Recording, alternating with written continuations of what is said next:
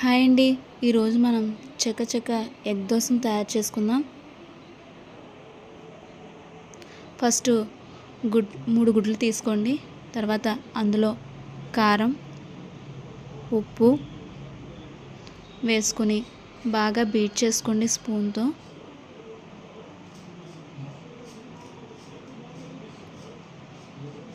బాగా బీట్ చేసుకున్నాక తర్వాత పెనం కూడా పెట్టేసుకోండి, హీట్ అవుతూ ఉంటుంది. ఈ ఎగ్ దోశ నేను నా స్టైల్లో చేశానండి. నేను ఎలా చేస్తానో ఏంటనేది మీకు నచ్చితే లైక్ చేయండి, షేర్ చేయండి, సబ్స్క్రైబ్ కూడా చేయండి. పెనం హీట్ అయ్యాక కొంచెం వాటర్ వేసి బాగా క్లాత్తో తుడుచుకున్నాను. తర్వాత దోశ వేసుకున్నానండి. వేసుకొని మనం కలుపుకున్న ఎగ్ ఉంది కదా, అది పైన స్ప్రెడ్ చేసుకున్నాను. దానిపైన ఉల్లిపాయలు, పచ్చిమిరపకాయలు, జీలకర్ర ఈ 3 కలిపి వేసుకున్నాను. మీకు జీలకర్ర నచ్చినట్లయితే వేసుకోండి, లేకపోతే లేదు. కొత్తిమీర కూడా వేసుకోవచ్చు. ఉల్లిపాయలతో పాటుగా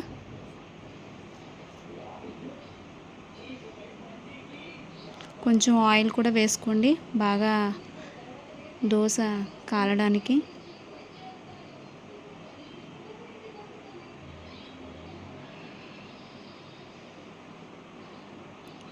ఒకవైపు కాలాక రెండో వైపు కూడా తిప్పుకొని కాల్చుకోండి.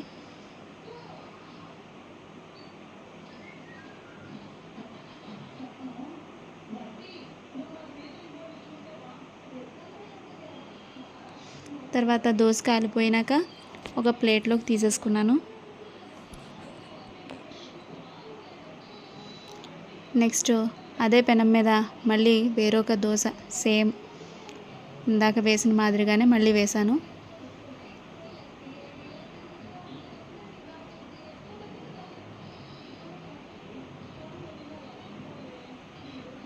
ఇది పల్లీ చట్నీలో ముంచుకుంటే చాలా బాగుంటుంది. మీరు కూడా డెఫినెట్గా ట్రై చేయండి. చాలామందికి ఎగ్ దోశ అనేది తెలిసే ఉంటుంది, తెలియని వాళ్ళకి యూజ్ అవుతుంది కదా అని వీడియో చేశాను.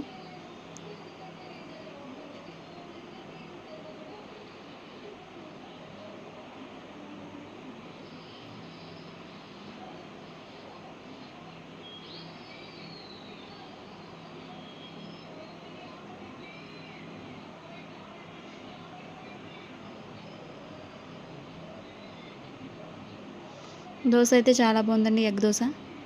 మీకు నచ్చినట్లయితే లైక్ చేయండి, షేర్ చేయండి, ఇంకా సబ్స్క్రైబ్ చేయండి. మళ్ళీ చెప్పాను అనుకోకండి.